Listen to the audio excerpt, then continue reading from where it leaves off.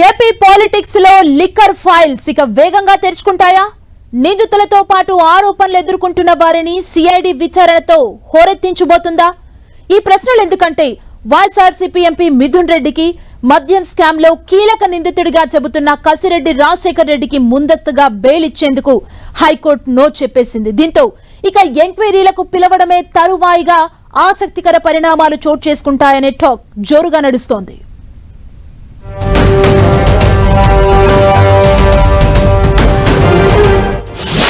ఏపీలో liquor scam కేసులో ఇక సిఐడి దూకుడేనా?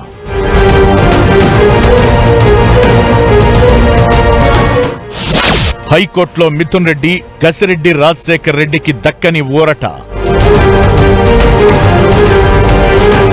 ఏపీలో గత ప్రభుత్వ హయాంలో లిక్కర్ అమ్మకాల్లో భారీగా అవినీతి చోటు చేసుకుందనే ఆరోపణలతో సిఐడి పెట్టిన కేసులో ఇక వేగం పెరుగుతుందనే అంచనాలు ఏర్పడ్డాయి.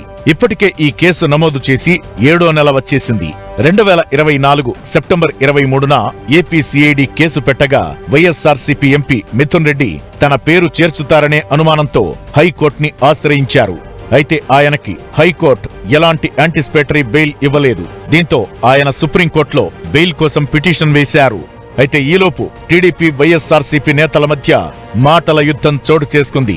కావాలనే తమపై కేసులు నమోదు చేస్తున్నారని పెద్దిరెడ్డి రామచంద్రారెడ్డి, మిథున్ రెడ్డి ఆరోపించగా టీడీపీ మాత్రం అవినీతి జరిగింది వాస్తవమని తేల్చారు. అలానే ఇదే కేసులో కర్త కర్మ క్రియ అంతా కసిరెడ్డి రాజశేఖర్ రెడ్డి అంటూ ఒకప్పటి వైఎస్ఆర్సీపీ ఎంపీ విజయసాయిరెడ్డి కూడా ఆరోపించారు. మరోవైపు కసిరెడ్డి రాజశేఖర్ రెడ్డి కూడా ముందస్తు బెయిల్ కోసం కోర్టుకు వెళ్లినా ఆయన పిటిషన్ తిరస్కరణకు గురైంది. ఈ పరిణామాల నేపథ్యంలో ఇక కేసులో సిఐడి వేగం పెంచుతుందనే అంచనాలు నెలకొన్నాయి.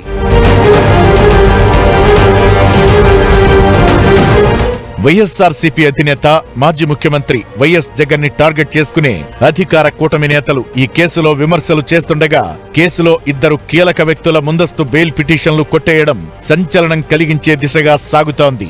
గత ప్రభుత్వ హయాంలో భారీగా లిక్కర్ స్కామ్ జరిగిందని, ఇదే ఢిల్లీ కంటే చాలా పెద్దదని టీడీపీ ఎంపీ లావు కృష్ణదేవరాయలు పార్లమెంట్లో ప్రకటించడం, తరువాత హోంమంత్రి అమిత్ షాని కలవడం కూడా గుర్తుండే ఉంటుంది. తన దగ్గరున్న ఆధారాలను కూడా ఆయన ఏపీ సీఎం చంద్రబాబుకు వివరించారు. ఈ పరిణామాలన్నీ కూడా సిఐడి దూకుడుకు దోహదపడతాయంటున్నారు.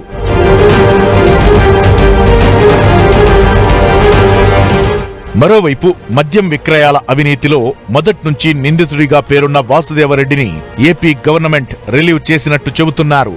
వైఎస్ఆర్సీపీ హయాంలో ఏపీ బేవరేజెస్ కార్పొరేషన్ ఎండీగా ఉన్న వాసుదేవరెడ్డి గతంలో రైల్వే శాఖలో పనిచేసేవారు. ఈ కేసులో ఆయనపై ఆరోపణలు ఉన్నందునే పూర్తి వివరాలు రాబట్టేందుకే రిలీవ్ చేయకుండా కూటమి ప్రభుత్వం చాకచక్యంగా వ్యవహరించింది. లిక్కర్ స్కామ్ కి సంబంధించిన కొంత సమాచారం ఆయన నుంచి సేకరించారనే టాక్ నడుస్తోంది. ఈ నేపథ్యంలోనే ఆయన రిలీవ్ అయిన సమాచారం కలకలం రేపుతోంది. ఇక సిఐడి ఈ కేసులో విచారణ దిశగా వేగం పెంచుతుందంటున్నారు.